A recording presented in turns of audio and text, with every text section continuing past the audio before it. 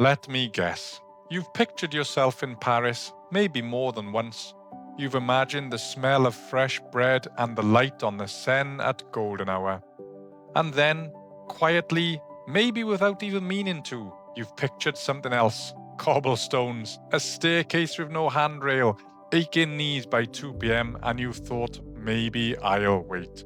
Maybe next year, maybe when I'm more up to it. It's not unusual for visitors to walk 15,000 steps or more on a day in Paris, but you don't have to. Today, I'm handing you 5 of the most beautiful walks in Paris, genuinely flat, step-free, gentle on the body, including the easiest route to the Eiffel Tower, a completely car-free riverside walk, and an elevated garden almost nobody talks about. I've chosen these 5 because they minimize hills, steps, and uneven ground, but always choose the routes that feel right for you. One honest note before we start: accessibility and lift access in a city this old can shift week to week. I'll flag exactly where to double check so you're never caught out. Walk 1, the river walk everyone misses. Parc Rives de Seine. You know that tired feeling from walking along a busy street, up on a curb, down off a curb, buses roaring past, everyone in a hurry but you? Most people never realise there's a completely different Paris just a few steps below the road. It's called the Parc Rives de Seine, a wide, car-free promenade running about 1 kilometre along the river. Smooth asphalt the whole way, no need to watch your feet. Look for the sloping ramp near Pont Louis Philippe on the right bank. No stairs, just an easy walk down. And once you're there, something lovely happens. The traffic noise disappears. You'll just hear water against the old stone walls, and on a hot afternoon, the high embankment gives you real shade the whole way. As you pass Notre Dame, you'll find sturdy wooden benches and lounges right by the water, plenty of places to simply stop and breathe it in. And here's a comfort tip for you. Go in the late afternoon if you can. The light on the bridges turns gold, the glare softens, and the crowds thin right out. If you'd rather enjoy the Seine without walking at all, the Bateau Bus riverboat can be another relaxing option, though accessibility does vary by stop, so it's worth checking out ahead. And if your legs say, that's enough, halfway through, that's not a failure, that's just information. Head back up the ramp near the Pont Neuf and hop on to bus line 72, which runs right along this stretch and will carry you the rest of the way, no more steps required. Walk 2, the Eiffel Tower without the crowd crush. Rue Cler to Champ de Mars. Most people arrive via Trocadero, and I understand why. It's the famous postcard view. But it also means steep stone steps and a wall of people before you've even arrived. You spend all your energy just getting there. Here's something most visitors never realise. There's a far gentler way that skips the steps and the crowd crush entirely. Start on Rue Cler in the 7th level, pedestrianised paving underfoot. No cars, no curbs, so you can amble down the middle of the street at your own pace. Past bakeries, flower stalls and cafes with the smell of fresh bread and roasted coffee drifting through the street. At the end of Rue Cler, turn into Rue de Grenelle. Walk 2 flat blocks and the lawns of the Champ de Mars open in front of you.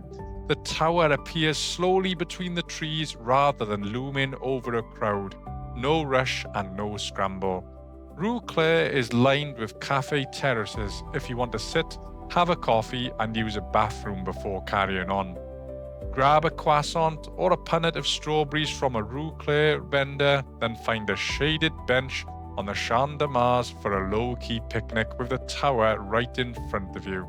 When you reach the base, accessibility staff can explain the current lift options and ticket arrangements. Just ask, you don't need to guess. And if you've had enough before you get there, Rue Cler itself is a lovely place to simply stop, grab a table, order a coffee, and call it a perfect afternoon. Walk 3, the elevated garden almost nobody talks about, La Coulée Verte. This one feels like a secret, and I love sharing it with you. The Coulée Verte, also called the Promenade Plantée, is an elevated garden built on top of a 19th century railway line in the 12th arrondissement. level and smooth underfoot up top and completely separate from the traffic and noise below. Most people see the big brick staircase near Avenue Damansnil and assume this walk isn't for them. Please don't. There are elevators tucked along the arches, but I'll be straight with you. They've got a real reputation for being out of service, so I wouldn't build your day around one working. Instead, head for the ramp entrance down near the Jardin du Relais end. It's a reliable way up, no lift required, and it's always worth a quick check on paris.fr before you go, just in case anything's changed. What surprises people most once they get up on top is the stillness. Birds singing in the trees, shaded seating, and a soft breeze that keeps you cool even on a warm afternoon. Give yourself a slow 45 minutes here. This isn't a walk to rush, it's one to savour. Clean restrooms with step-free access are waiting for you at Jardin du Relais, and when you've had enough, the ramp there brings you gently back down to street level. No need to retrace your steps. Walk 4. The Tuileries. Done the easy way. If someone's told you the Tuileries Gardens are exhausting, they've probably only tried the main entrance. That central gate off Place de la Concorde has some of the deepest, loosest gravel in the whole garden, like walking through dry sand and no shade in sight. I'd skip it. Instead, come in through the side gates at Rue de Castelgrain or by the Musée de l'Orangerie. The gravel there tends to be firmer and more compacted underfoot, kinder to canes, roller toes and tired ankles than the main gate. It's still gravel, not pavement, so it is worth testing a few steps in your own shoes before committing to the whole loop. My golden rule here, don't try to march the whole length of the park in one go. Treat it as a string of shaded rest stops instead. There's no schedule to keep. Grab one of the free green metal chairs, a lovely little Paris touch, drag it into the shade of the lime trees, listen to the gentle rustle of leaves, and watch the fountain spray in front of the Louvre. That's the whole plan. That's enough.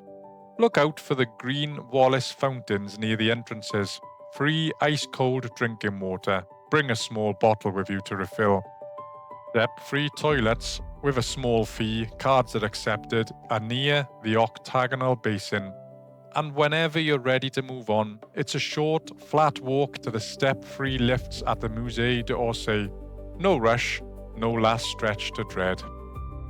Walk 5, Luxembourg Gardens. Just the best part. Luxembourg Gardens is over 60 acres, with slopes and staircases around the edges that will wear anyone out. So here's my advice. Don't try to see it all, just do the loop. Enter through the main gate at Place Edmond Rostrand, right off bus 84. A wide, level entrance from the moment you arrive. Firm, compacted gravel underfoot, flat and dry, and nothing to trip you up. The central grand basin loop circles the octagonal fountain where children still sail little wooden boats, with the French Senate rising behind it. What surprises most people about this loop is how the chestnut tree canopy acts like natural air conditioning, keeping the area noticeably cooler than the streets outside. And here's a comfort tip. If you can manage an early start, come around 9 a.m. The morning light through the trees is gorgeous, the air is crisp, and it's mostly locals reading quietly before the crowds arrive. Step-free restrooms are close by, near the Auguste Cornet entrance. And if one loop is plenty for today, that's completely fine.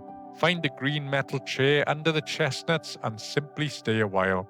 It's quiet, it's elegant, and it might just be my favourite 10 minutes of stillness in the whole city. The 3 things I want you to remember. You don't need 5 destinations memorised, you need 3 habits. 1.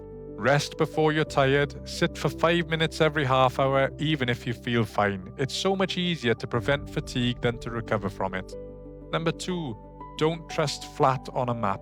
Cobblestones can look flat and still be hard on your ankles. Smooth asphalt and firm paths are your friend. 3. If you're unsure about a route, Google Maps has a wheelchair-accessible walk-in option that can help you to avoid stairs. It's a great starting point, but still double-check any lifts or key access points before you head out. And one more friend you have in this city, buses. Paris buses are one of the easiest ways to link these 5 walks together. They are low floor, accessible, and far less stressful than battling the metro. Treat them as your safety net all day. And remember, you don't have to complete every walk. Even 20 comfortable minutes in Paris beats 2 uncomfortable hours. Here's something I've noticed after doing years of this. The people who leave Paris happiest aren't the ones who saw it the most. They're the ones who slowed down enough to actually feel like they were there, not rushing from landmark to landmark with sore feet and a mental checklist, just sitting on a bench by the river, watching the light change in no hurry at all. Some of the best days in Paris are the slow ones. Travel doesn't have to mean exhausting yourself, you just want to enjoy it, and now you know exactly how. If you know someone who's been putting off Paris because they think it'll be too much walking, send them this video. And if it helped take some of the worry out of your trip, hit like and subscribe. It genuinely helps my channel grow, and I do really appreciate it. Take care of yourself out there, go gently, and I'll see you on the next one. Safe travels and take it easy. Bye bye.